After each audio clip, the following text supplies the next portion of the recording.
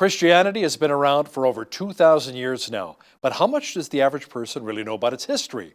Does it even matter? Joining me now from Edmonton is Ted Byfield, a well-known conservative Canadian journalist who founded the Alberta Report, BC Report, and the Western Report news magazines. He's also the general editor of the 12-volume history series, The Christians, Their First 2,000 Years. Ted, welcome to Bridge City News. Thank you very much. I feel very welcome to be there. How much does the average Canadian Christian really know about the history of Christianity, Ted?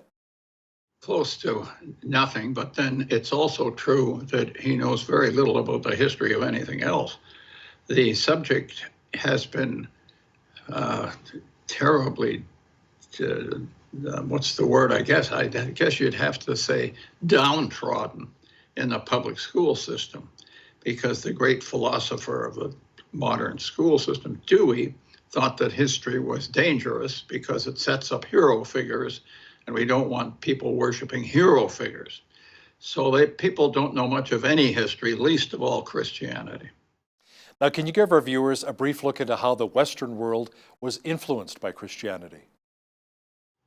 Well, what happened was that there were three sort of sources of Christianity, I guess you could say. The religious source of it came from the ancient Jews. I mean, Christianity in that sense really is a Jewish religion. The legal part of it, the law and the respect for the law, came from the Romans, and the ideas of government came from the Greeks. And in the early Middle Ages, the Christian church put all three of those sources together, and it emerges in modern history as Western philosophy. And this is the Western world, but its origins are those three. And the Christians, their role was to bring those three together and to make it into one general philosophy. And that's the one we've been operating on for the last maybe 300 years, until very recently when we began to throw it out. Now, tell me about the persecution of the early church and what it went through, and compared to today's persecution. Well, first of all, the early church suffered persecution because it fell afoul of the Roman government. And they were pretty efficient on everything they did, but they couldn't wipe it out. And that bothered them, because that meant there must be something here they didn't understand. And that misunderstanding went through 300 years the Christians went through nearly 300 years of active persecution, until one emperor said, look, these are the best guys we've got. They're our best soldiers, they're our best citizens, they tell the truth, they take care of poor people. Why are we persecuting? We should be supporting them. And that was the great change in the 4th century, which ended the persecution by the Roman state. But whether we could say that modern persecution is the equivalent, there's two kinds of modern persecution going on. There's the kind that occurs some places in the Asian world, India occasionally, and in modern China, in which vast numbers of people are jailed, locked up, or killed. And then there's in our society, there's people call it persecution because we keep getting called names, bigots, and all the rest of it.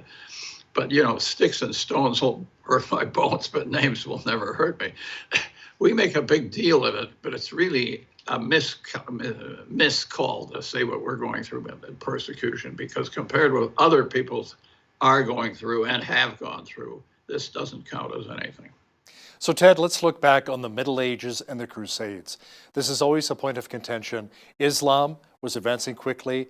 So how did the Christians respond to this, and was it even justified? Well, first of all, Islam was expanded by the sword. And most of its acquisitions made beginning the 8th century and so on were made by conquering peoples and imposing a Muslim structure upon their government and their society. And that offensive against Christianity has characterized Islam for many, many centuries. It's not new. And we seem to think of it as new. The Crusades were an attempt to recover by conquest what we'd lost by conquest through the Muslims. And they were, in effect, a counterattack. And they didn't quite work, you know. And they failed. In the end, the Muslim state was as powerful as ever. What is working against Islam, and always has, is the idea of mercy being demonstrated visibly and effectively by Christians towards other people. And that impresses Muslims, because there is at the heart of Muslims a very, very good thing. Their religion does not extol it sufficiently, but it's there. And I think all of us know Muslims who are horrified by some of the things the radical Muslims are doing. So we must be careful when we attack Islam, to be sure that we make that distinction, because a lot of Muslims they're just awed. I can't believe that they're doing their own people are doing these things. They have been doing them a long time, but they still don't like it. And those people are hurt more than the persecuted, in a way, you know. They hate to see their religion being made into this. Ted, let's talk about the Reformation years. Now we think of Martin Luther and John Calvin. What were the major issues of the Reformation? Well, the central issue was what's the authority behind the church? Who can say this is Christian and have some be able to justify that statement? And is the church expressed in the Bible? Yes. Is the Bible the final authority? Some would say yes. Others would say it's a final authority, but not the only one. But the argument was, who's boss? That's always the argument. And that to the Catholics, the structure of the papacy was the essential authority. And to the Protestants, the work of the Holy Spirit within the souls of men was the essential authority. And in a way, it's too bad, because there are ways of bringing those two things together. Because we did not bring them together, we've gone through an awful lot of unnecessary pain, so that there's nothing that either side can boast about. Now, certainly the Gutenberg Press and the availability of the Bible in a language everyday people can understand must have had a very profound effect on the world. Let's talk a bit about that. Well, that obviously did. There's no question about it. You see, the church was afraid of the Bible in a sense, because all kinds of weird constructs can be made out of the Bible, which they realized. So they kept the authority for the Bible, the interpretation of the Bible, in the papacy to prevent that from happening. But what they also prevented from happening was an awful lot of very good things that the Protestants had fulfilled, so that the unity of the church was never accomplished. And I think more in the last 25 years has been done towards bringing Protestants and Catholics together than what's happened since the Reformation. Why is it happening? Because secularism is taking over everything, and it doesn't like either one of us. So we're being thrust together by our foes, and that's a good thing. How has Christianity really helped bring about democracy? Christianity has ultimately regarded the individual person as the ultimate criterion of heaven or hell within that person. So that Christianity has always imposed, or rather assigned, a great importance to the individual person. This is very out of character today, because the left in our political system continually divides us into groups. You know, I'm a white male, you're something else, something, and so on. Everybody has to have a group. And they believe the group is more important than the individual, and the Christian says no. And that difference, I think, defines the difference, our differences between governments and Christianity, which are arising. And as those differences arise, and we see ourselves being, we can't say persecuted, but we're certainly being penalized for our religion in various ways, this is pulling us together. So that I think maybe in the next 25 or 30 years, the issues will still be there on authority, but there'll be so many joint projects between the Catholics and Protestants that the difference between them is just beginning to disappear. I hope that and pray. I think we should all be praying for that. Anyway. And Ted, in the last century, it's been interesting to see how faith has waned in much of the West, but it seems to have exploded in many developing nations. Why do you think that is? It's happened because of the philosophies underlying the West, which eroded our religions and still do. Those philosophies have never really been tried in Asia, for instance, in Africa, so that the thing that's new to them really is Christianity. So what we're seeing, and it's happened before, is a change in the Christian world.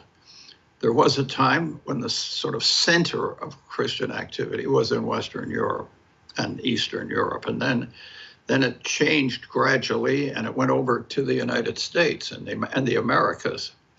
I think it's changing now and going to Asia and Africa. And we may see if you had said in the 4th century, there's a little collection of mud huts on the bank of the Seine River, and they're calling it Paris. I would say, if someone were to say, yeah, but that's going to be the cultural capital of the world, they say, yeah, right.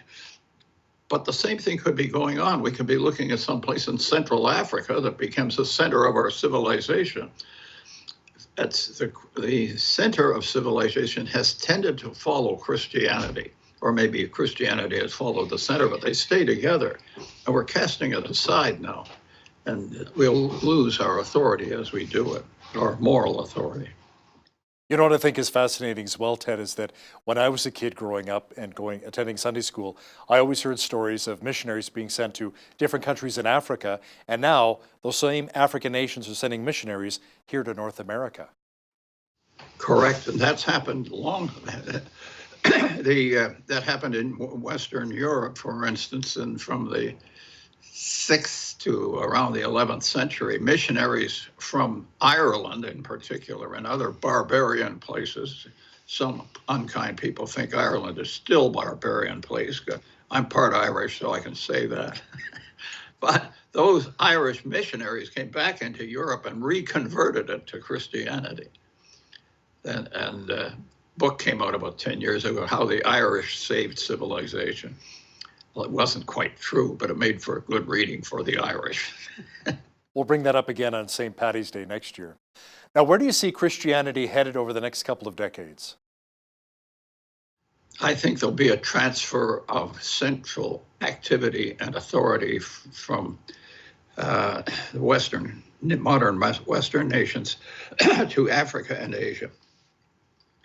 And I think the Christians, churches, maybe they'll be able to call themselves a Christian church again by that, will come forward very, very rapidly in those parts of the world. And when they do, that will change the center of civilization with it. We won't see it, but our grandchildren might see the beginning of it. Well, we're seeing it now. China's coming on economically. And as usual, Christians are under severe persecution, but that always seems to precede a major gain in Christianity.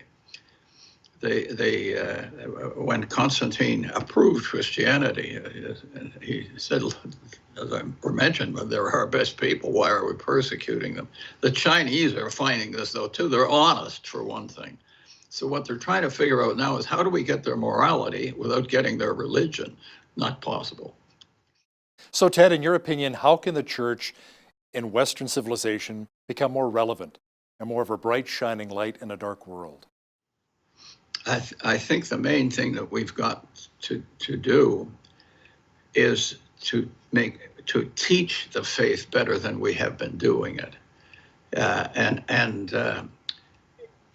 as people learn the history of Christianity, and as people learn its current problems and the fights we're now going through. We've been going through conflict ever since the 1st century. But as people come to absorb that, they get taken up by it, and you'll see a swing back even in our society towards Christianity. But as I said, the center will be elsewhere. Interesting. Ted Byfield, the general editor of the 12-volume history series, The Christians, Their First 2,000 Years. Thanks for your time today. Thank you for the opportunity of talking to you about it. On behalf of all of us here at BCN, I'm Hal Roberts. God bless and have a great night.